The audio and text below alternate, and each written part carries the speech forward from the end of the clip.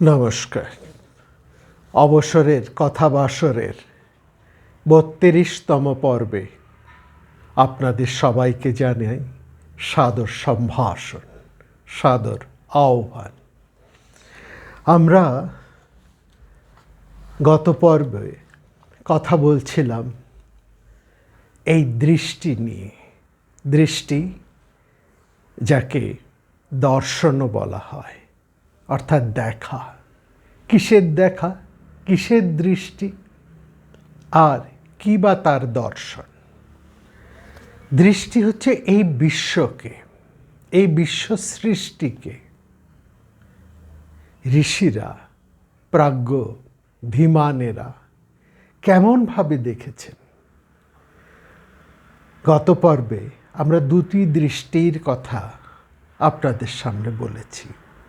তার একটি বৈদিক দৃষ্টি, অগ্নিসমাত্মক দৃষ্টি। আরেকটি দৃষ্টির কথা আমরা গত পর্বে বলেছি, সেটি হচ্ছে সেই অগ্নিসমাত্মক দৃষ্টিকে ধরেই তান্ত্রিক দৃষ্টি বা তন্ত্র দৃষ্টির কথা। সেখানে বাক এবং অর্থের যে বাগার্থীব সম্পৃক্ত, এই যে একটা নিত্য সম্বন্ধ, বাক এবং অর্থের যেমন নিত্য সম্বন্ধ, তেমনি এক অভিন্ন সম্বন্ধে এই জগৎ সৃষ্টির মধ্যে লীলা করে চলেছেন শিব এবং শিবানী। সেই দুটি দৃষ্টির কথা বৈদিক, অর্থাৎ চোখ মেলেছি বাহির পানে, আর তান্ত্রিক বা তন্ত্রের চোখ খুলেছে ভেতর পানে, নয়ন মেলেছে ভেতর পানে। এই বাইর এবং ভেতর, এই দুদিকের দুই দৃষ্টির কথা আমরা আপনাদেরকে বলেছি গত পর্বে। আজকে আমরা আরও দুটি দৃষ্টির কথা বলবো। তার মধ্যে একটি বৈষ্ণবীয় দৃষ্টি, আর দ্বিতীয়টি যোগের দৃষ্টি। মূলত বৈষ্ণবীয় দৃষ্টি এবং যোগের দৃষ্টি, এই দুটি কিন্তু কোনো আলাদা দৃষ্টি নয়।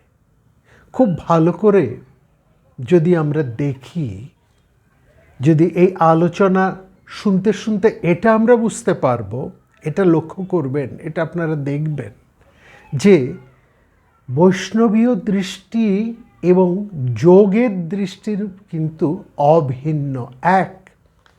বৈষ্ণব দৃষ্টির সেই গভীরতা, সেই ব্যাপ্তি যদি কারো মধ্যে না আসে, সাধক যদি সেই দৃষ্টি লাভ না করে, সে তার উপাস্যের সাথে, পরমের সাথে যোগযুক্ত হতে পারে না। অর্থাৎ দুটি আলাদা ভিন্ন দৃষ্টি হলেও মূলত দুটি কিন্তু এক। কোথায় আলাদা এবং কোথায় এক, আলোচনার সময় তা দেখবেন একাকার হয়ে গিয়েছে। এইটুকু শুধু আমরা বলতে পারি, একটি সোপান, অন্যটি আরোহণ। অর্থাৎ বৈষ্ণবীয় দৃষ্টিতে সিদ্ধি লাভ করেই যেন যৌগিক দৃষ্টিতে যে সার্থকতা, সেই দৃষ্টির যে তাৎপর্য, গভীরতা, তাকেও সার্থকভাবে উপলব্ধি করা যায়। বৈষ্ণব দৃষ্টির সহজ দৃষ্টি, এ কথাও বলেন অনেকে।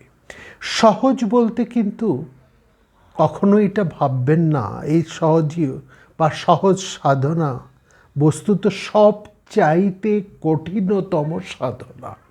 সবচাইতে কঠিনতম সাধনা হচ্ছে এই সহজ সাধনা বা সহজিয়া সাধনা।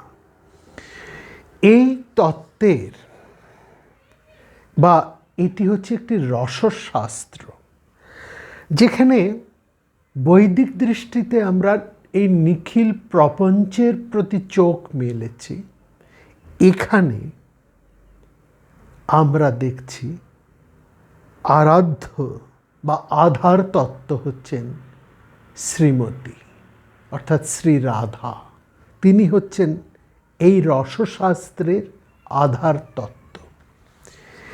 এই তত্ত্বটি এরকমভাবে আমরা আরম্ভ করতে পারি রবীন্দ্রনাথের কথায়, সাধক যেন খুঁজছেন, যেমন একজন সাধক, বৈদিক সাধক, তিনি যেমন অন্বেষণ করেছেন, দৃষ্টি মেলেছেন, যেমন তন্ত্রশাস্ত্রের সাধক তার দৃষ্টি মেলেছেন, তেমনি এই বৈষ্ণবীয় দৃষ্টির সাধকও তিনি এই বিশ্ব সৃষ্টির মধ্যে সেই পরমকে, সেই সত্যকে, সেই রসকে অন্বেষণ খুঁজছেন, চোখ মেলেছেন।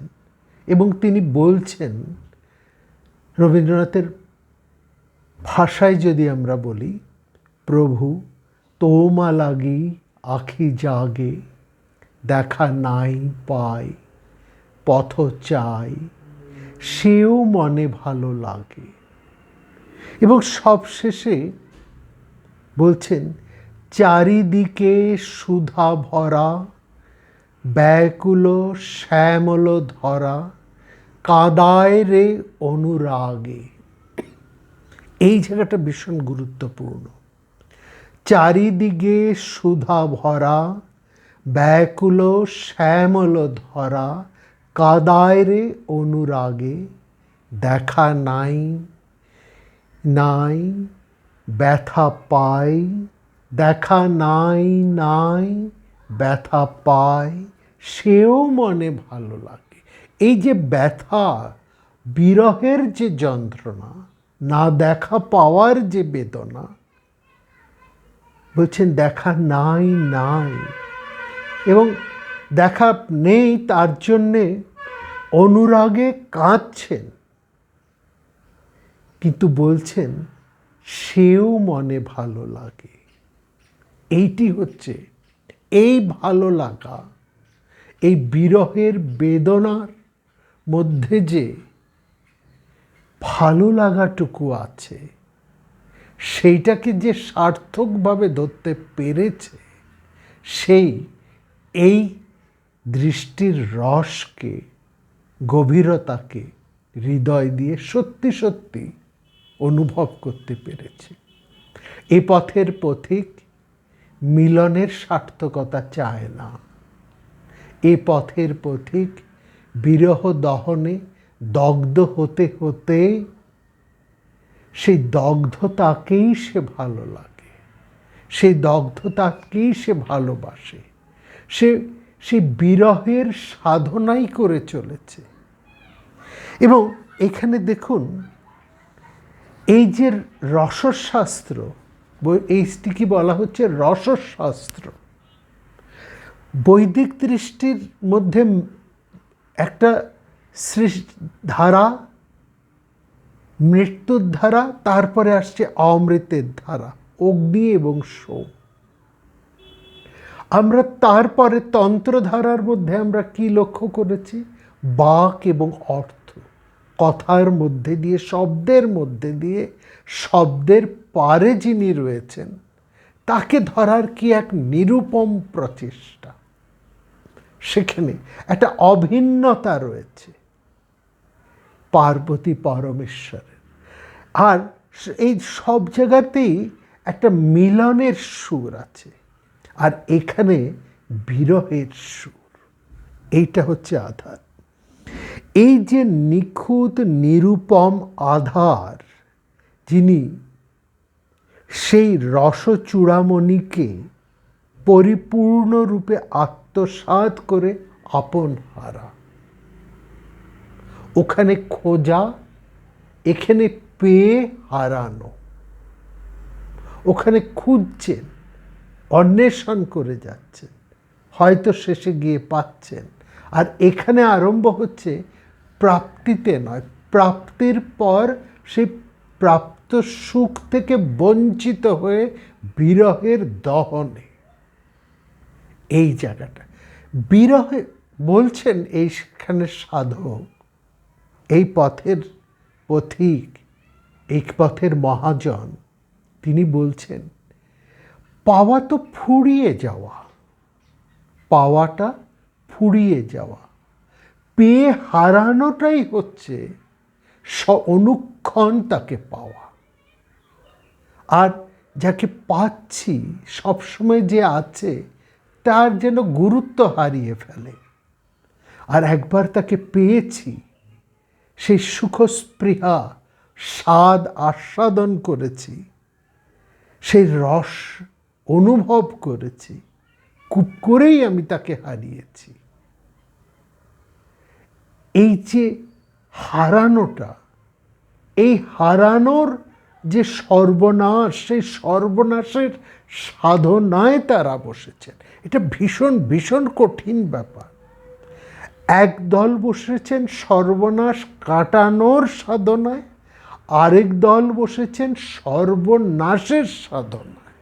যা তার আছে, পেয়েছে, সেটিকে হারিয়ে ওই বেদনার, বিরহের বেদনার সাধনা। এবং সেখানে বলছে সেই রসচূড়ামণিকে পরিপূর্ণরূপে আত্মসাৎ করে আপন হারা। এই ধারাটা কি সত্যি বোঝানো যায়? এই কি শুধু কথা দিয়ে এই ভাবকে প্রকাশ করা সম্ভব? সম্ভব নয়। এটা গভীর উপলব্ধির। যার এই অনুভূতি একটু মাত্র হয়েছে, সে ধরতে পারে। সেজন্য বলছেন, প্রেম মিলনে নয়, প্রেমের সার্থকতা বিরহে। আর প্রেমিক যারা, এই সাধন পথের যারা পথিক, তারা প্রেমিক। প্রেমই তাদের সাধনার উপায়, এবং তারা করছেন বিরহের সাধনা। এটাই আশ্চর্য। এবং এখানে লক্ষ্য করবেন, যিনি প্রেমিক তার কোনো অস্তিত্ব নেই, শুধু কৃষ্ণ যেন তার অন্তরে বাহিরে। তার এবং সেখানে দেখবেন বৈষ্ণব মহাজনেরা শ্রী রাধিকার বর্ণনা দিচ্ছেন, বলছেন অভিসারের জন্য ব্যাকুল হয়ে তিনি নিজেকে প্রসাধনে সাজাচ্ছেন, সাজিয়ে তুলছেন। হ্যাঁ, অভিসারে, তোমারও অভিসারে যাব অগম পথে, চলিতে পথে পথে বাজুকো ব্যথা পায়।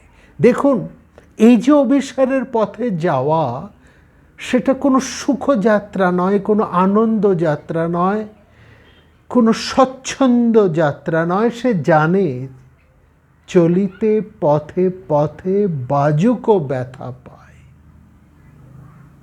কাদালে তুমি মোরে ভালোবাসারে খায়। এই কান্নাটি তার কাছে বড়ই অভিপ্রেত। এই কাঁদতে সে চাইছে। প্রেমিক তিনি, সার্থক প্রেমিক তিনি, যিনি কাঁদতে পারেন। আর তিনি প্রেমাস্পদ, যিনি নিত্য তাকে অশ্রু জলে সিক্ত করে চলেন, কাঁদিয়ে চলেন। কাদালে তুমি মোরে ভালোবাসারে খায়। এই যে এই কান্নাটা সে কাঁদতে চায়। এবং তিনি সাজতে বসেছেন অভিসারে। সেখানে মহাজনেরা, বৈষ্ণব মহাজনেরা বর্ণনা করছেন সেই প্রসাধন নিরতা শ্রীমতীর এক অপূর্ব ছবি। কত না সাজসজ্জার উপকরণ, কত প্রসাধনী সখীরা থরে থরে তার কাছে এনে দিয়েছেন। আজ যে শ্রেষ্ঠা, সখী শ্রেষ্ঠা, তিনি সেই মিলনকুঞ্জে যাবেন প্রভুর সাথে মিলিত হতে। এবং এখানে লক্ষ্য করুন সেই প্রসাধন নিরতার সজ্জাটি কেমন সাজছেন তিনি। বলছেন মহাজনেরা, বলছেন পায়ের অলক্তক, অলক্তক মানে আলতা, পায়ের যে আলতা অলক্তক সেটিকে তিনি নিয়ে চোখে লেপন করছেন, নয়নের কজ্জল চরণে। এমনই তিনি আত্মবিস্মৃতা, কৃষ্ণ গৃহীত মানসা।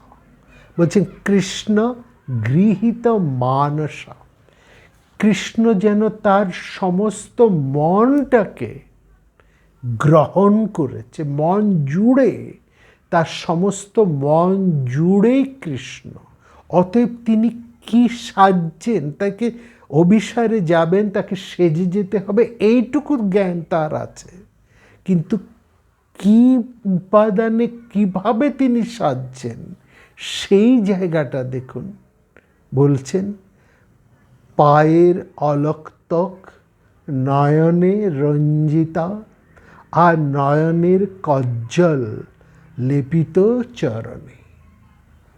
সখীবৃন্দ তার এই কাণ্ড দেখে এসে সপরিহাসে তার সেই উদ্ভট প্রসাধন সম্বন্ধে তাকে সচেতন করার জন্য যখন তার সামনে সেই দর্পণ মুকুর অর্থাৎ আয়নাটি তুলে ধরলেন, তখনও শ্রীমতী অচেতনা স্বরূপ বিস্মৃতা। দর্পণে তার কাছে কিন্তু তার নিজের মূর্তি ফুটে উঠল না। এতটাই তিনি আত্মবিস্মৃতা যে তার সেই অদ্ভুত সাজ তাকে দেখানোর জন্য যখন তার সামনে সখীরা সেই দর্পণ মুকুটটি আয়নাটি তুলে ধরলেন, সেখানে শ্রীমতীর নিজের চেহারা, নিজের মুখ, নিজের মূর্তি ফুটে উঠল না, ফুটে উঠল তার প্রিয়তমেরই মুখচ্ছবি, সেই নব নিরদ নিন্দিত কান্তি। মহাজন বলছেন সেই মুকুরে ফুটে উঠল নিরদ নিন্দিত কান্তি। এমনই তার ধ্যানের নিবিড়তা, এমনই অপরূপ তন্ময়তা, সে নিজের সত্তা যেখানে সম্পূর্ণ অবলুপ্ত, শুধু জেগে আছেন তার সমস্ত চেতনা ঘিরে একমাত্র শ্রীকৃষ্ণ। আর সে কারণেই এবং এই কারণের জন্যই শ্রীমতীকে বলা হয় দেবী কৃষ্ণময়ী প্রক্তা, অর্থাৎ তার সবটাই কৃষ্ণময়। শ্রী রাধা তত্ত্বের মধ্যে কৃষ্ণ প্রেমের পরাকাষ্ঠা, সেখানেই রসের চরমতা, আনন্দের পরিসীমা, এবং এই কারণেই তাকে বলা হয় লাদিনী সার সর্বস্ব। আনন্দ এখানে পূর্ণতম, কারণ এখানে প্রকাশ বা অভিব্যক্তিও হচ্ছে পূর্ণতম। অভিব্যক্তির এতটুকু সেখানে কোনো ফাঁক নেই, এতটুকু সেখানে কোনো অবকাশ নেই, সবটাই পূর্ণভাবে প্রকাশিত। আধার বা আশ্রয়ের দিক থেকে এখানে অভিব্যক্তির কোনো রকম বাধা বা অবরোধ সৃষ্টি হয়নি, তাই এখানে নির্বাদ কুণ্ঠাহীন প্রকাশ, এবং সে কারণেই এখানে পরম রসোল্লাস। আধার বা আশ্রয় এখানে নিজেকে সম্পূর্ণ উন্মুক্ত, উজাড় করে রিক্ত করে দিয়েছে, নিজের সত্তাকে পর্যন্ত মুছে ফেলেছে। এখানে নিজের সত্তাটি অসম্পূর্ণ অবলুপ্ত। এবং লক্ষ্য করবেন বিষয়কে, অর্থাৎ যিনি বিষয়, যিনি ধেয়, যিনি উপাস্য, তাকে নিজের মধ্যে নিঃশেষে ফুটিয়ে তোলার যে সাধনা, সেটি হচ্ছে বৈষ্ণবীয় সাধনা বা এই রসতত্ত্বের সাধনা।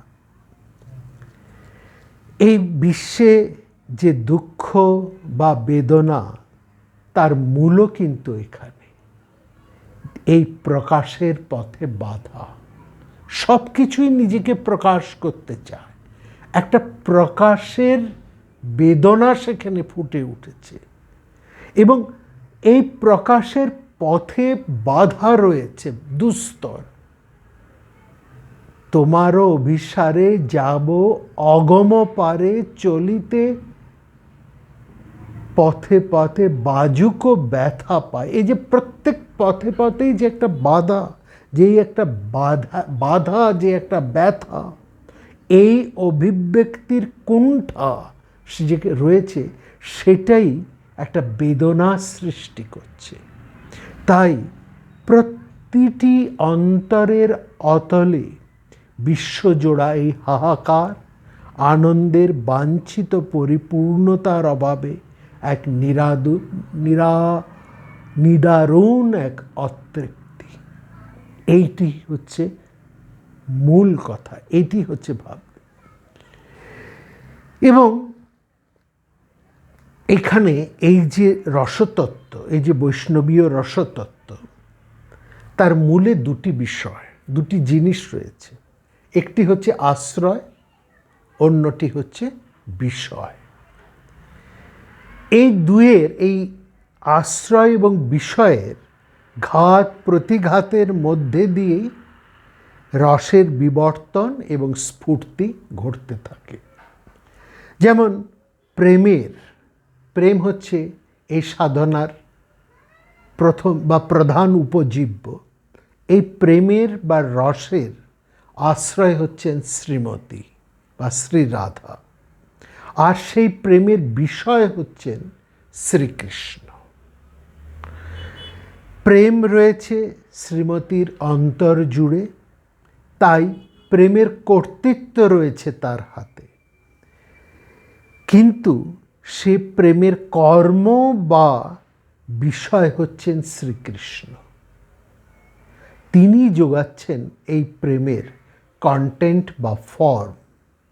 তর্কশাস্ত্রে বা তন্ত্রশাস্ত্রে যে তন্ত্র দৃষ্টির কথা আমরা বলেছি, অর্থ বা আকৃতি, সেইটি হচ্ছেন শ্রীকৃষ্ণ। শব্দ হচ্ছেন শ্রীমতী, আর অর্থ হচ্ছেন শ্রীকৃষ্ণ। যৌগিক দৃষ্টিতে মৃত্যু হচ্ছেন শ্রীমতী, আর অর্থাৎ অগ্নি, আর সোম বা আনন্দ সেটি হচ্ছেন শ্রীকৃষ্ণ। প্রেমধনে ধনী হলেন রাধা রানী, কারণ তিনি তার অধিকারিণী, আশ্রয়রূপিণী। কিন্তু এই পরম প্রেমধন জানিয়ে তার গৌরব, তা ওই কিন্তু কৃষ্ণ ধন ছাড়া আর কিছু নয়। সেটি হচ্ছে বিষয়। ওই বিষয় নিয়েই আশ্রয়ের যা কিছু গৌরব।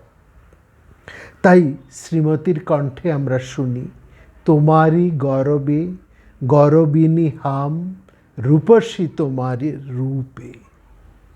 আশ্রয়ের নিজের কোনো গৌরব নেই, তার যা কিছু গৌরব, যা কিছু বৈভব, সব ওই বিষয়কে বুকে ধরে তারই দৌলতে। কিন্তু সাধারণ যে মর্ত প্রেম, বিষয়ের এই পরিপূর্ণ গৌরবের মহিমা সেখানে ফুটে ওঠে না, সেখানে বিষয় প্রধান নয়।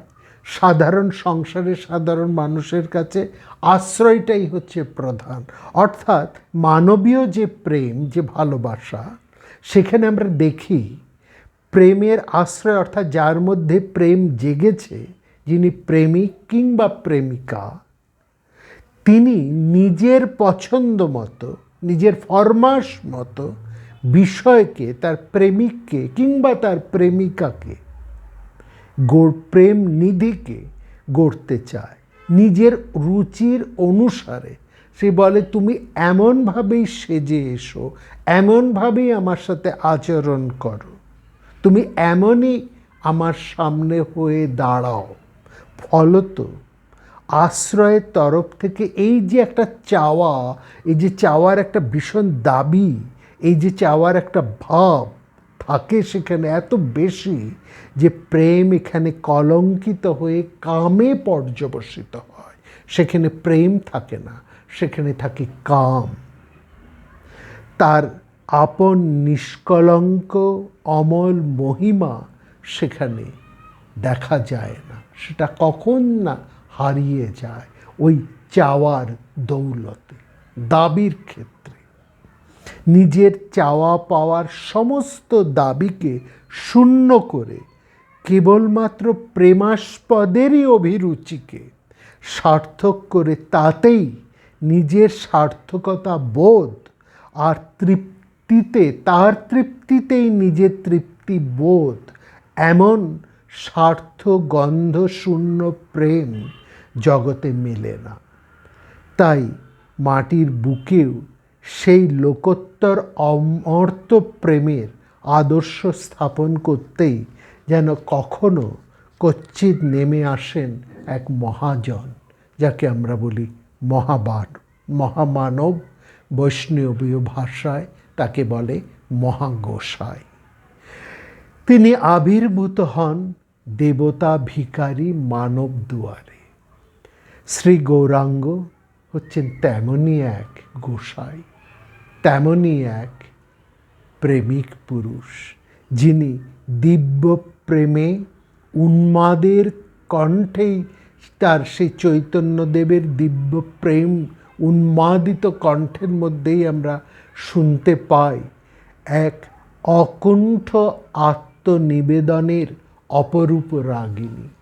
সেখানে তিনি বলছেন, আশ্লিষ্য বা পাদরাতা, আশ্লিষ্য বা পাদরতা পিনুষ্টমাং আদর্শনানমর্মহতং করতু বা यथा तथा बा विदधातु लंपटो मत প্রাণনাথস্তু স এব না পর।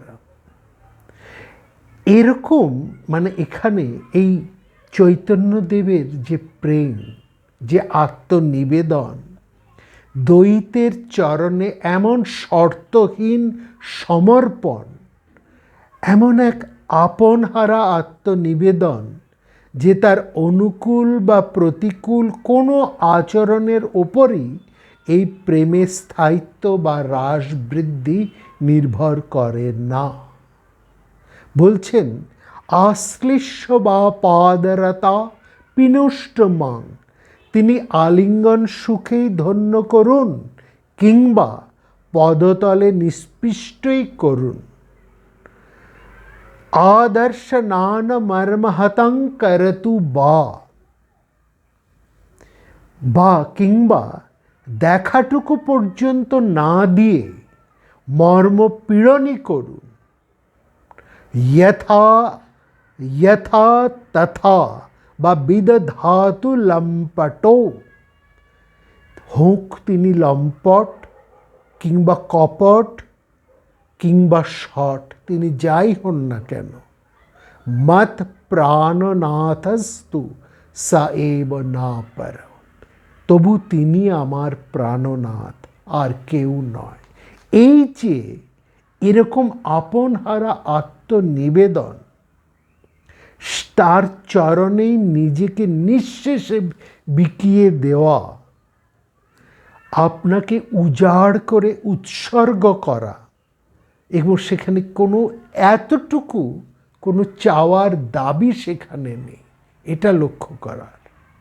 এখানে শুধু দেওয়া পাওয়ার কোনো কিছু আকাঙ্ক্ষা না রেখে প্রশ্নহীন দান, শর্তশূন্য দান, চিরতরে দান।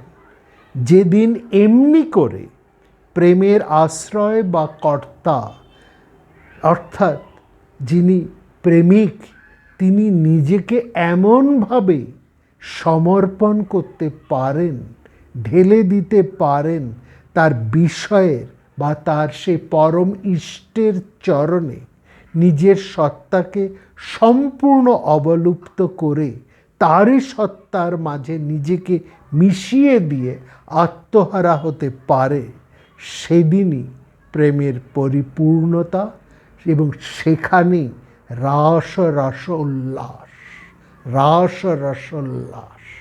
সেখানেই ঘটে। রাসের যে উল্লাস, সেখানে কিন্তু পরিপূর্ণভাবে নিজেকে আত্মনিবেদন, তবেই সেই রাসের উল্লাসের আস্বাদটুকু লাভ করা যায়।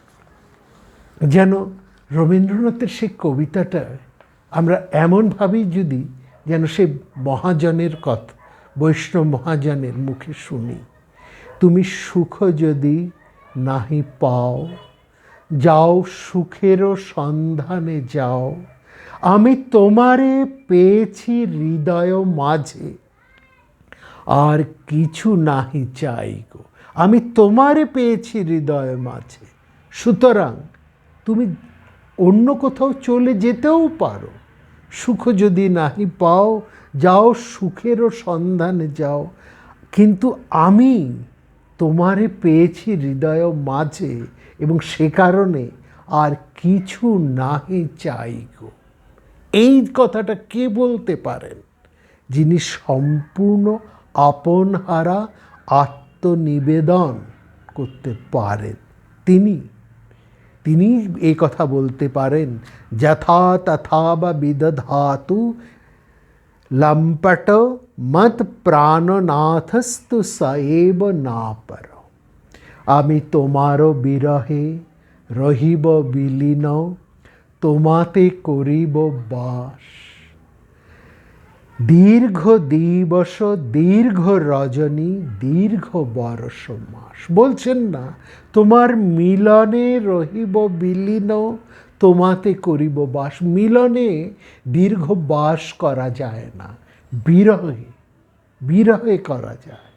বিরহই সেই জন্য মহাজনের কাছে, বৈষ্ণব মহাজনের কাছে এত দামি, এত কাম্য, এতটি তার কাছে মহার্ঘ। তো আমি তোমারও বিরহে রহিব বিলীন, তোমাতে করিব বাস। দীর্ঘ দিবস দীর্ঘ রজনী দীর্ঘ বরষ মাস।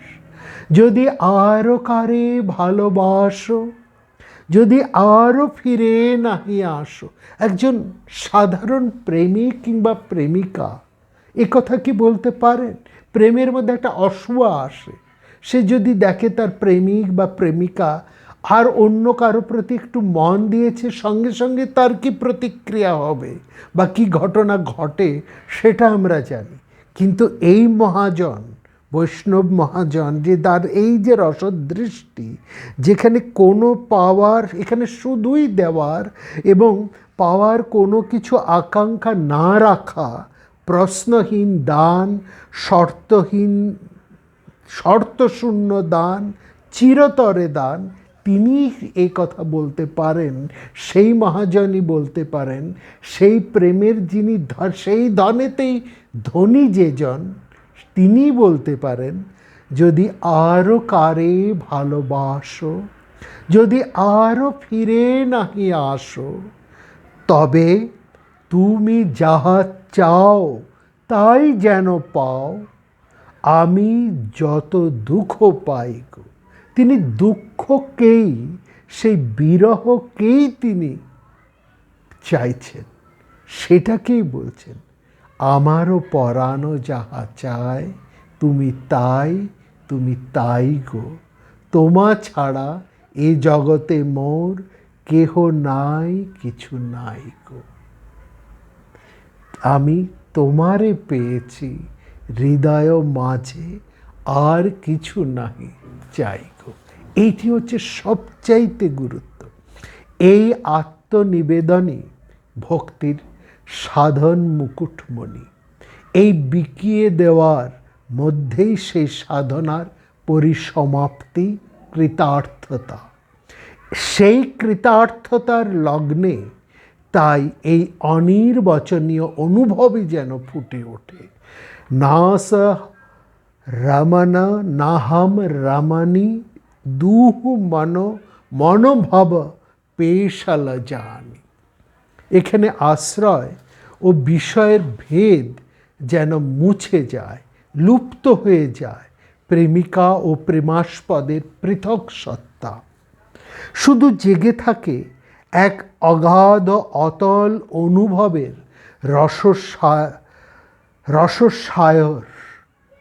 রসায়র মানে দিঘি, গভীর এক দিঘি, অগাধ অতল অনুভবের রসসায়র, যার নিবিড় নিথরণ নীলে নেই কোনো তরঙ্গের ব্যাকুল বিক্ষোভ, নেই কোনো কিছু না পাওয়ার বেদনা বা অতৃপ্তির আক্ষেপ, এতটুকু নেই। কিন্তু অথর সেই রসসায়রে, শান্ত রসসায়রে, বিক্ষেপহীন রসসায়রে কেবল ডুবে যাওয়া। এই সব হারানোর তীরে এসেই প্রেমিকা তার জাতি, কুল, শীল, মান, এমনকি তার দেহ, মন, প্রাণ পর্যন্ত, অর্থাৎ তার আপন বলতে যা কিছু সবই নিঃশেষে বিসর্জন দেয়। একেবারে নিঃশেষে সম্পূর্ণত বিসর্জন না দিলে তাকে পাওয়া যায় না। সেখানে সে সব হারাচ্ছে, তার জাতি, তার কুল, তার শীল, মান, এমনকি তার দেহ, মন, প্রাণটি পর্যন্ত। এমনি করে সব হারিয়েই সে সব কিছুকে পায়। নিজেকে মুছে ফেলার এই যে কৃতার্থতা, এ শুধু ভক্তি বা প্রেমের দ্বারাই লভ্য।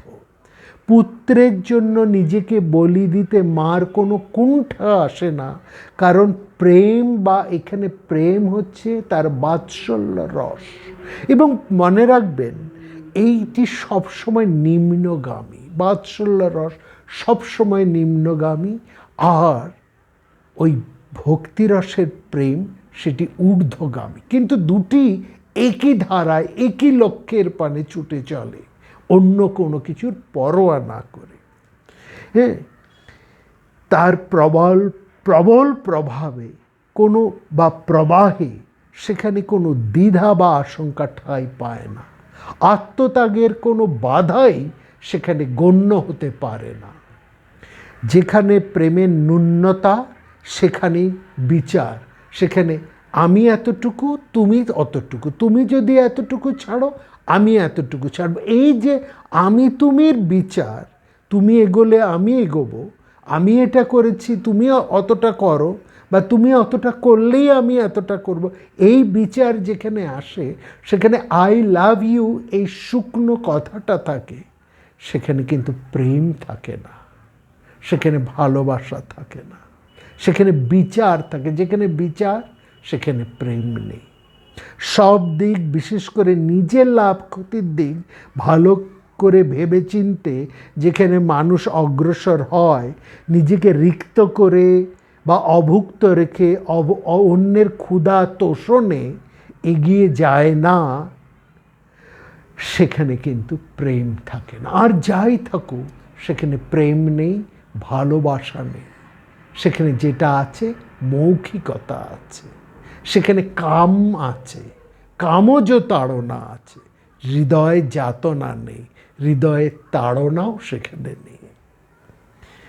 এখানে অন্যের জন্য ত্যাগ স্বীকার করা বা না করা একান্তই আমার ইচ্ছাধীন। সেখানে যে প্রেম জাগে, সেখানে অন্যের ইচ্ছা খাটে না।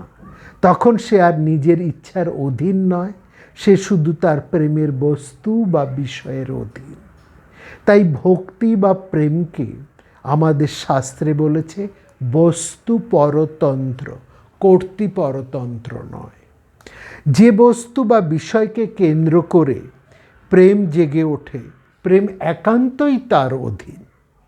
প্রেমের যে কর্তা, হ্যাঁ, অর্থাৎ প্রেমিক বা প্রেমিকা, তার আর এখানে নিজের কোনো ইচ্ছে খাটে না।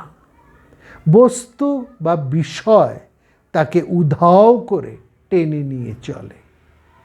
এই বস্তু পরতন্ত্রতাই ফুটিয়ে তোলা হয়েছে এই ভক্তিশাস্ত্রে, বৈষ্ণবীয় দর্শনে, শ্রীকৃষ্ণ লীলায়। যেখানে বংশীরব শোনা মাত্রই গোপিনীরা উধাও হয়ে ছুটলেন। যিনি যে অবস্থায় ছিলেন, গৃহকর্ম অর্ধ সমাপ্ত বা অসমাপ্ত অবস্থাতে ফেলে রেখেই তারা ঘর ছেড়ে বেরিয়ে যেতে বাধ্য হলেন, কারণ এখানে তাদের আর অন্য কোনো স্বাধীনতা নেই, পছন্দ অপছন্দের কোনো কথাই এখানে ওঠে না। তার মুরলীর পরবশ একান্তই কৃষ্ণ গৃহীত মানসা। তাই এখানে যাব কি যাব না এ বৃথা এ ভাবনা। এইটি হচ্ছে রসশাস্ত্রের দিক থেকে সর্বশ্রেষ্ঠতম প্রেমের জায়গা, ভক্তি রসের জায়গা।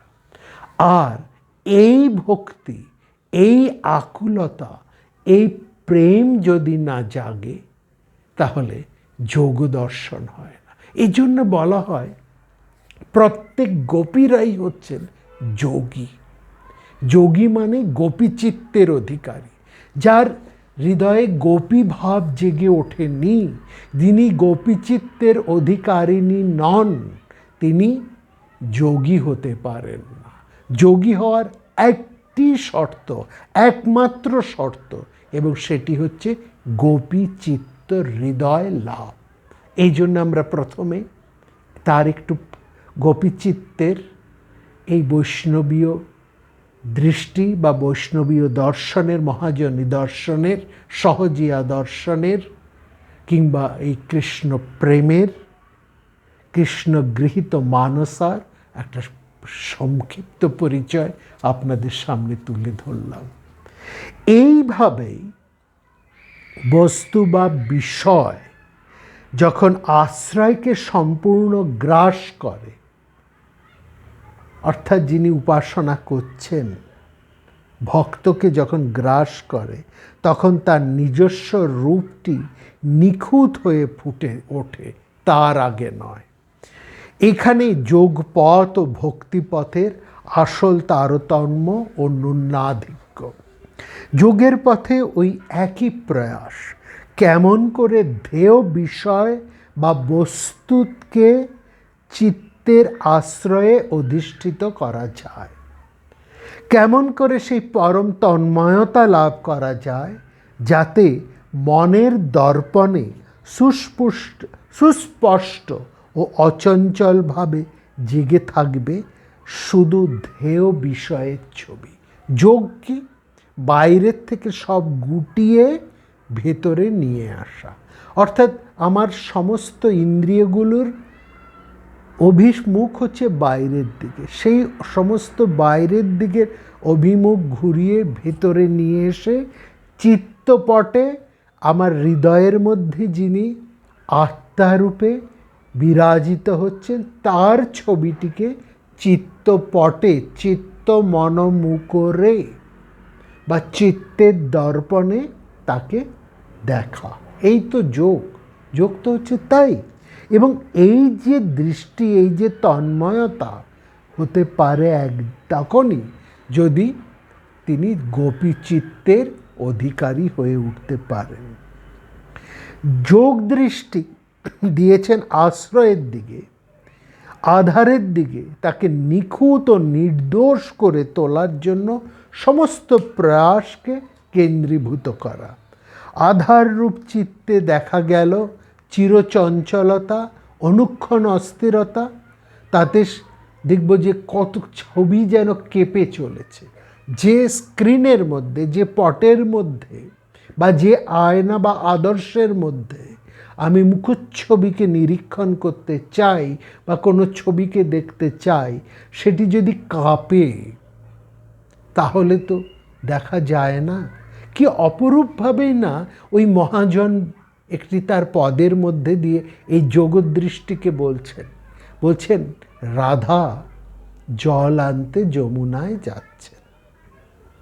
জল আনতে যাচ্ছেন, সঙ্গে রয়েছে তার সেই কলস বা যাতে জলপাত্র, কলস নিয়ে কাঁখে নিয়ে তিনি জল আনতে যাচ্ছেন। যেতে যাচ্ছেন, জলের মধ্যে দেখলেন তিনি কৃষ্ণ ছায়া, কৃষ্ণের ছায়া তাকে দেখলেন জলের মধ্যে। রাধা ভুল করে ভাবলেন জলে ছিল কৃষ্ণ ছায়া। ওই কৃষ্ণ ছায়া দেখে তিনি ভাবলেন কৃষ্ণ বুঝি ওই জলের মধ্যে। তিনি সেখানে ঝাঁপিয়ে পড়লেন। কি ফল হলো না, তিনি যে জল, শান্ত জল ছিল, তিনি ঝাঁপিয়ে পড়ার সঙ্গে সঙ্গেই সেই জলের মধ্যে হিল্লোল উঠল, তরঙ্গ উঠল। জলের মধ্যে যে কৃষ্ণ ছায়া ছিল তরঙ্গে, সেই ছায়া মিলিয়ে গেল, তার যে জল ভরার পাত্রটি সেটি ভেসে চলে গেল।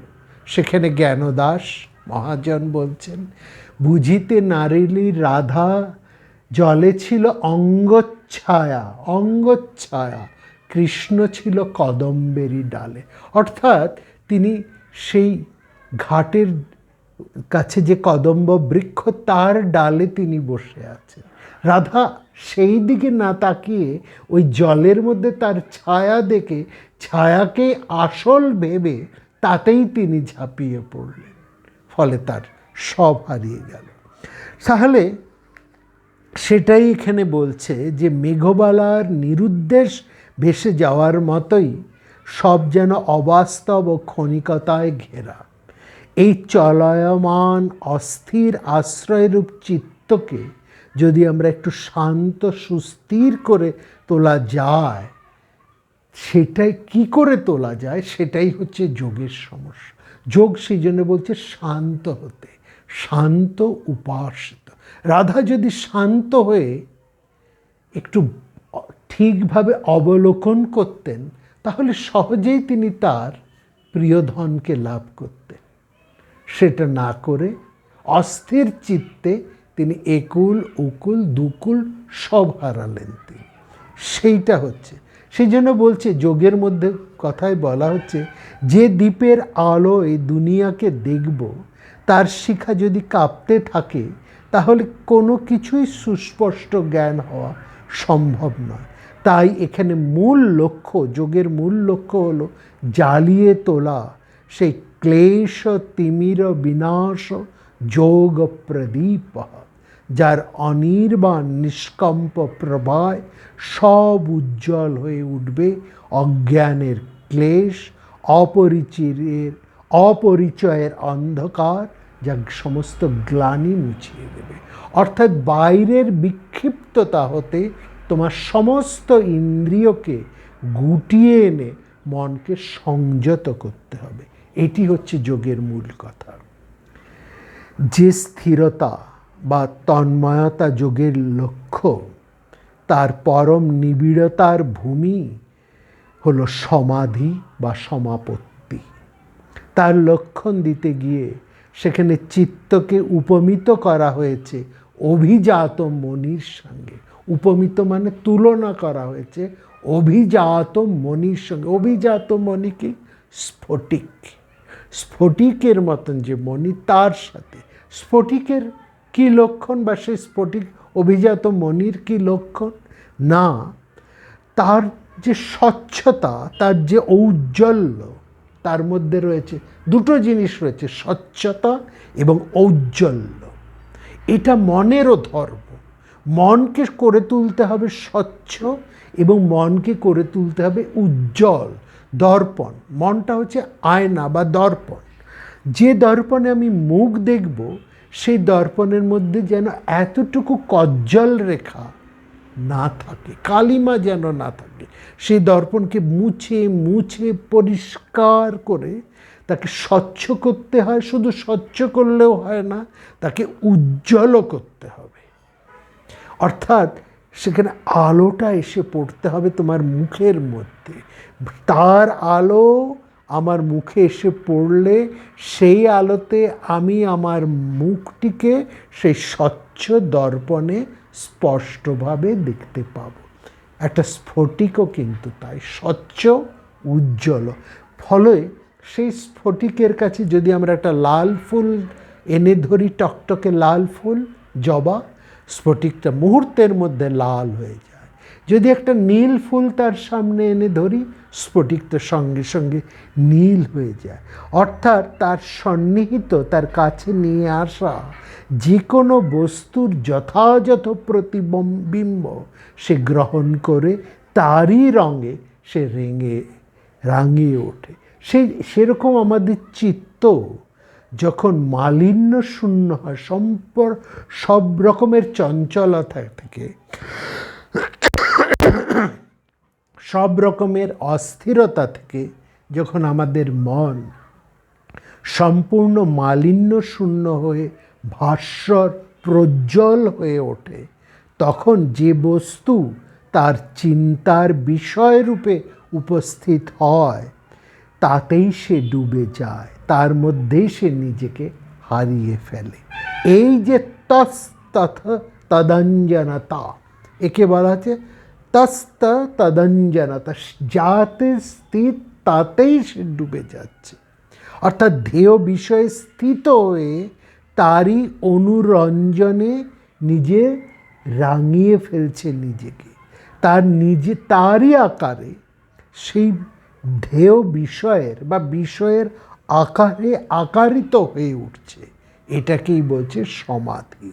সমাধি সেজন্য চিত্তের একটা স্তব্ধতা মাত্র নয়, একটা নিশ্চেষ্টতা নয়, দেহের কাঠিন্য বা চেতনালোপ এইসব কিছুই নয়।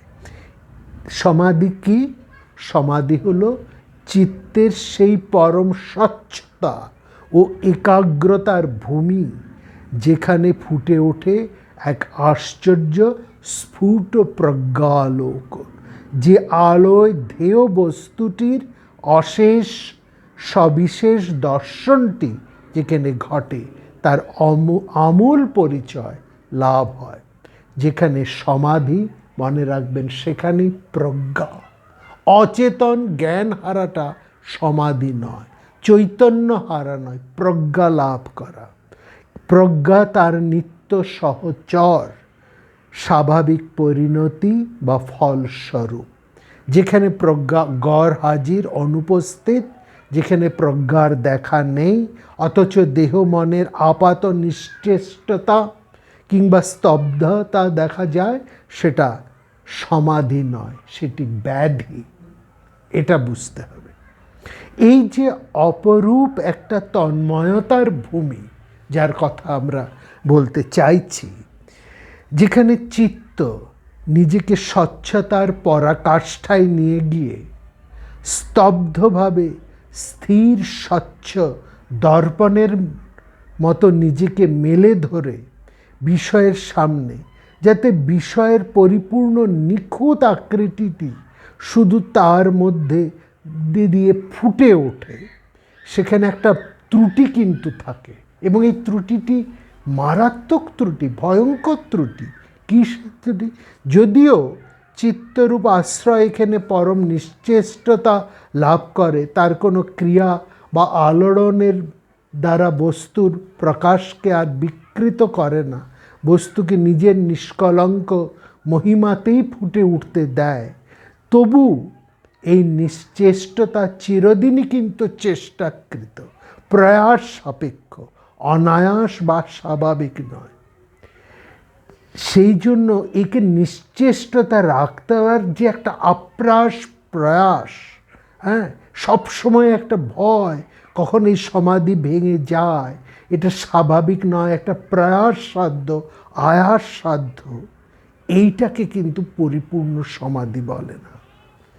কিন্তু যেখানে আশ্রয় চিত্তকে গ্রাস করে, অর্থাৎ যেখানে আমি সব রকমের চেষ্টা করে আমার নিজের মনকে স্তব্ধ করে, নিরোধ করে একের সাথে যুক্ত হচ্ছি, সেখানে থাকে আমার একটা প্রয়াস, সাধকের একটা প্রয়াস থাকে।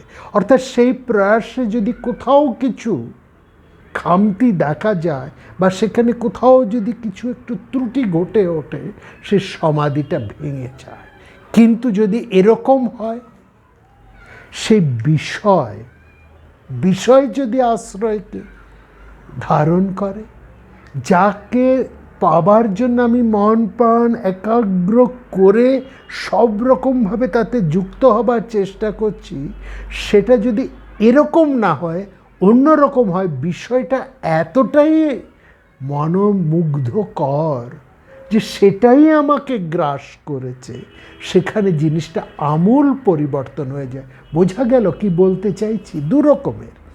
একটা হচ্ছে আমি চেষ্টা করে একাগ্র হচ্ছি, আমি বাইরে কোথাও মন দেব না, কোনো রকম দিকে তাকাবো না, কোনো চঞ্চলতায় যাব না, আমি আমার নিজের কাজে সব রকমভাবে নিবিষ্ট হয়ে থাকবো। এখানে আমার চেষ্টাটাই হচ্ছে প্রধান। হ্যাঁ, এখানে আমি একেবারে তাতে লগ্ন হয়ে থাকার একটা ভয়ঙ্কর রকম একটা গভীরতর প্রয়াস আমি চালাচ্ছি। যোগশাস্ত্রে এটাকে বলছে বুদ্ধান। এখানে একটা ভয় থাকে, কখনো কোনো সময় কোনো ফাঁক দিয়ে সেখানে একটা ত্রুটি ঘটে যায় কিনা, সেই আমার সেই প্রয়াসটা ভেঙে অন্য বাইরের কোনো আকর্ষণ এসে আমার সেই যোগ সাধনাকে নষ্ট করে দেয় কিনা, আমার সমাধিটাকে, সেই তার সাথে যে যোগযুক্ত হয়ে থাকাটা সেই জায়গাটা ভেঙে যায় কিনা। আমি সেই বিষয়টার প্রতি নিবিষ্ট থাকার আপ্রাণ একটা চেষ্টা করছি। এখানে একটা নিজের কৃতি থাকছে, হ্যাঁ, একটা অভ্যাস, বৈরাগ্যের উপরে জোর, তপস্যা, সাধ্যায়, যম, নিয়ম, এইসবের উপরে দৃষ্টি ভীষণ ভীষণ একান্তভাবে নিবদ্ধ করে রাখছে। কিন্তু এরকম যদি হয়, সেই বিষয়টি এতটাই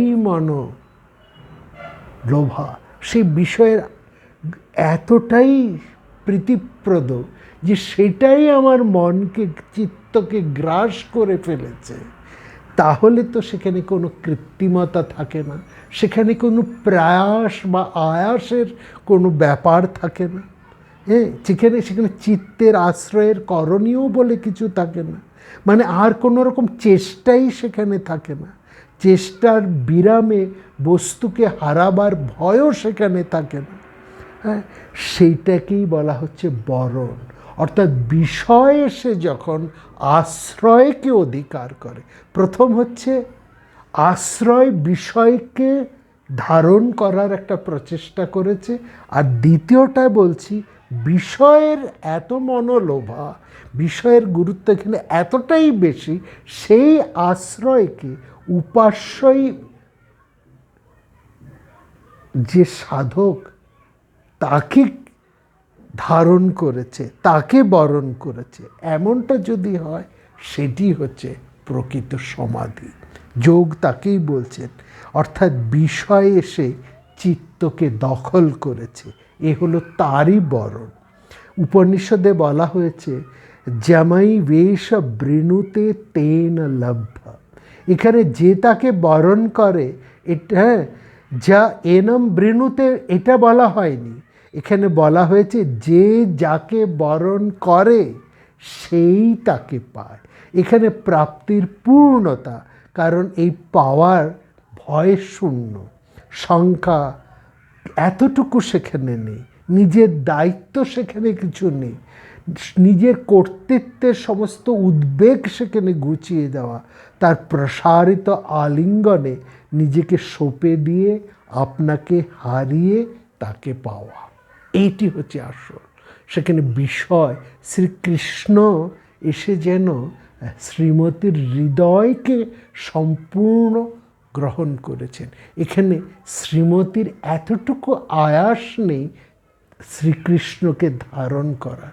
আমরা শ্রীমতী যদি শ্রীকৃষ্ণকে ধারণ করার চেষ্টা করতেন, যেটা ওই প্রথমে করেছে জ্ঞানদাসের সেই পদের মধ্যে দেখেছি, তিনি ঝাঁপিয়ে পড়েছেন, তিনি চেষ্টা করেছেন কৃষ্ণকে ধরার, ফলে তিনি হারিয়ে ফেলেছেন। আর যেখানে শ্রীকৃষ্ণ এসে তাকে ধারণ করছেন, সেটি হচ্ছে ওই প্রথম উপমা। শ্রীমতী সাজতে বসেছেন, তিনি সাজছেন, চোখের কজ্জল লাগাচ্ছেন পায়ে, পায়ের অলক্তক লাগাচ্ছেন চোখে। এমনকি তার এই উদ্ভট সাজ তাকে ধরিয়ে দেবার জন্য তার সামনে যখন সখীরা হাসতে হাসতে আয়নাটি তুলে ধরলেন, সেখানে লক্ষ্য করেছেন যে শ্রীমতী সেই মুকুরে, সেই আদর্শে, সেই আয়নায় তিনি নিজেকে দেখলেন না, তিনি তার মধ্যে দেখলেন তার পরম উপাস্যকে, কৃষ্ণকে। অর্থাৎ তিনি সম্পূর্ণ কৃষ্ণময় হয়ে গেছেন, কৃষ্ণই যেন তাকে সম্পূর্ণত গ্রাস করেছেন, ধারণ করেছেন। জ্যামে বৈশ্য বৃণুতে তেন লব্ধ। এখানে ভাগবতের দুটি শ্লোকের উদাহরণ দিতেই হবে, একটু সময় আমি চেয়ে নেব, এই জায়গাটা আমাদের বলতেই হবে। হ্যাঁ, এই কর্তৃনিষ্ঠ এবং বস্তুনিষ্ঠ পাওয়ার তারতম্য ভাগবত বড় চমৎকার দুটি শ্লোকে বড় সুন্দর করে দেখিয়েছে। একটি হলো, না চলতি ভগবত পদার বিন্দাত লব নিমিষার্ধ স বৈষ্ণবাগ্রহ। বলছে না চলতি ভগবত পদার বিন্দাত লব নিমিষার্ধ স বৈষ্ণবাগ্রহ। সেই বৈষ্ণবাগ্রহ মানে তিনি হচ্ছেন বৈষ্ণব শ্রেষ্ঠ, যিনি এক লব মানে এক নিমেষের তরেও ঈশ্বরের চরণাবিন্দ হতে বিচ্যুত হন না। এর চেয়ে শ্রেষ্ঠ অবস্থা আর কি কিছু হতে পারে? আমরা তো ভেবে পাই না, কিন্তু ভাগবত বলছেন এহ বাহ্য, এর উপরে রয়েছে ভাগবত প্রধান। সেটি কি না, বিসৃজতি হৃদয়ং না যস্য সাক্ষম, বিসৃজতি হৃদয়ং না যস্য সাক্ষন হরি বশভীহিত পৌঘ্ঘনাশঃ প্রণয়র্ঘন রসারা ধৃতাগ্ন পদ্মা স ভবতি ভাগবত প্রধান উক্ত। বলছেন বিসৃজতি হৃদয়ং ন যস্য সাক্ষন হরি বশাভিহত পগ্ন ঘোগনাশঃ। বলছে যিনি সকলের অধীশ, যিনি কারো অধীন বা বশ নন, যিনি সকলের অধীশ, হরি বশাভিত পগ্ন ঘোগনাশঃ। হ্যাঁ, যিনি সবার অধীশ, যিনি সবার প্রভু, যিনি কারো অধীন বা বশ নন, সেই অধীশ যিনি প্রভু, সেই প্রভু স্বয়ং যার হৃদয় ছেড়ে যেতে অক্ষম। ব্যাপারটা বুঝুন, তিনি কারো অধীন বা বশ নন, কিন্তু এখানে সেই অধীশ, অধীশ কি বলছেন, যিনি কারো অধীন নন, কারো বশ নন, তাকে বলা হচ্ছে অধীশ। সেই অধীশ, সেই প্রভু, তিনি স্বয়ং যার হৃদয় ছেড়ে যেতে পারছেন না, যার হৃদয় ছেড়ে যেতে অক্ষম, প্রণয় ডোরে যার শ্রীচরণ পড়েছে বাধা যার হৃদয়, সেই হলো ভাগবত চরণ।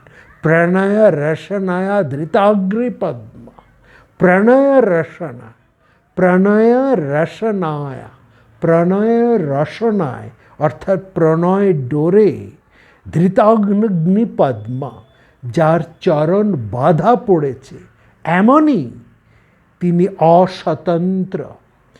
স ভবতি ভাগবত প্রধান উক্ত, তিনি হচ্ছেন ভাগবত প্রধান। অর্থাৎ এখানে তার আর যাবার উপায় নেই, এমনই যে তিনি অস্বতন্ত্র, সেই অস্বতন্ত্র বিষয় যে আশ্রয়ের বুক জুড়ে এসে বসেছে, তিনি হচ্ছেন ভাগবত প্রধান। তিনি, ভাগবত শব্দের অর্থ হচ্ছে ভক্ত। ভগবদ আর ভাগবত আকারের একটি তফাৎ। ভগবদ মানে ঈশ্বর যা বলছেন, আর ভাগবত যিনি স্বয়ং ভগবানই হয়ে উঠছেন, যিনি ভক্ত হচ্ছেন ভাগবত। হ্যাঁ, তিনি হচ্ছেন ভাগবত প্রধান বা ভক্ত প্রধান তিনি। দেখুন শ্রীকৃষ্ণের এখানে কত অনুনয়। অন্য জায়গায় দেখি ভক্ত অনুনয় করছে প্রভুকে ঈশ্বরের কাছে, ভক্ত ঈশ্বরের কাছে অনুনয় করছে তার করুণা পাওয়ার জন্য। আর এই ভাগবতের মধ্যে দেখুন উল্টে ঈশ্বর, সেই স্বয়ং শ্রীকৃষ্ণ, যিনি অস্বতন্ত্র, যিনি অধীশ, যিনি কারো অধীন বা বশ নন, তিনি কত অনুনয় করছেন, কতই না সাদাসাদি করছেন শ্রীমতীর চরণ ধরে, তার মানভঞ্জনের জন্য তার কতই না প্রয়াস, তার প্রণয় প্রসাদ দৃষ্টি লাভের জন্য তার কত না আকুতি।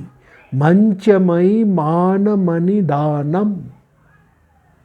হ্যাঁ, এইখানে সম্পর্কটা বদলে যায়, যোগের দৃষ্টিটা এখানে বদলে যায়।